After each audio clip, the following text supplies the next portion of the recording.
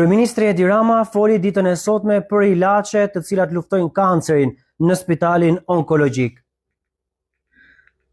Për herë të parë, hapim një linjë financimi nga buxheti i shtetit vetëm për këtë nevojë etike, duke futur 15 milion euro ekstra në shërbim të pacientë. A jeton në Shqipëri me realitetin shqiptar ky njeri apo ajo çfarë bën është vetëm propaganda dhe nuk e kursen propagandën edhe kur bie fjala tek ata të smur të cilët vuajnë nga kanceri. Sepse tashmë nuk mjaftojnë më fjalët e mia, por vetëm provat, komunikimet e mjekëve të onkologjikut për 5 vite, raporti i kontrollit lart të shtetit, dëshmitë e pacientëve të onkologjikut të cilët faktojnë mungesën e frikshme të medikamenteve të paktën në 6 vitet e fundit, e cila tashmë është e vërtetuar, është me dokumenta. Dhe ditën e sotme kryeministri i vendit vjen dhe shprehet sikur çfarë ka bërë. Ka deklaruar se 15 milion euro shtesë do shkojnë për barnat onkologjike, që duhet ishin bërë kohë më parë, por sot teksa flasim dhe do duhet pritet viti 2026, Fezgo mungon tek spitali onkologjik për gratë të cilat vuajnë nga kanceri. Avastina mungoi 2-3 javë në spitalin onkologjik për pacientët të cilët kishin nevojë për të. TDM1, një medikament tjetër, kimioterapi, i cili mungon për gratë të cilat gjithashtu vuajnë nga kanceri.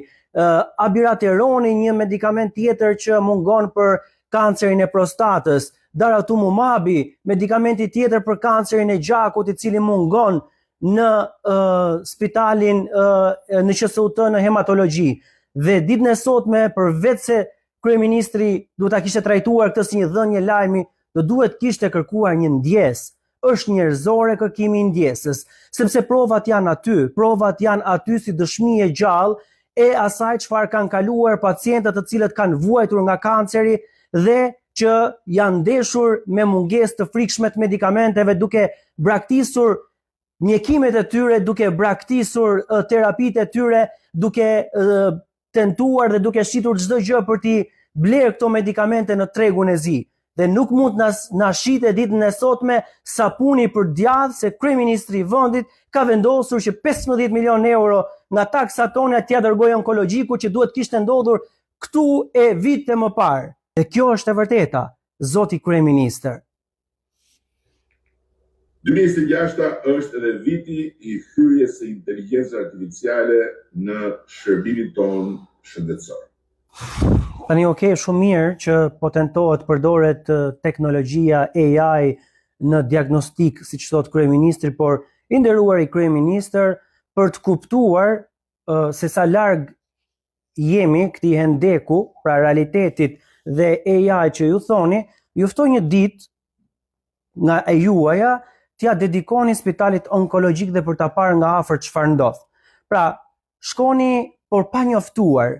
Shkoni që në orën 6 të mëngjesit, sepse aty vinë pacientët e parë të cilët tentojnë të kapin radhën, të ruajnë radhën, sepse ka vetëm 19 poltron spitali onkologjik. Dhe janë 100 pacientë në ditë nga hëna në të premten, secila ditë ka rreth 100 pacientë që bëjnë kimioterapi, zoti kryeministër, dhe e bëjnë kimioterapi në për karrige se poltronët nuk mjaftojnë. Poltroni është vendi ku bëhet kimioterapia dhe torturohen aty, paguajnë para për të kapur në një vend aty se nuk kanë çfarë bëjnë dhe rrin 6, 7, 8 orë në për karrige.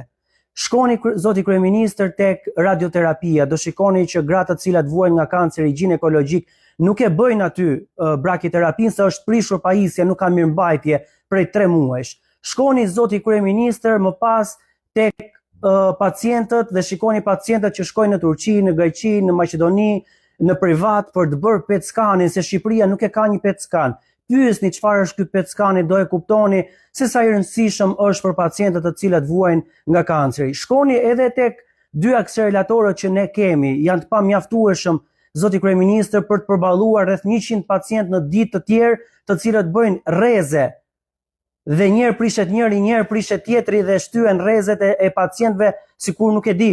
Pyesni mjekët, a është normale kjo që një pacient nëse ka 30 ditë, 33 ditë për të bërë rreze dhe i çon për 3 muaj, 2 muaj se prishet pajisja? Jemi në rrugën e duhur drejt Shqipërisë 2030, edhe në shëndetësi, edhe në rritjen e cilësisë shërbimit shëndetësor, sepse këta jemi ne, ky jam unë, kjo është Partia Socialiste e Shqipërisë.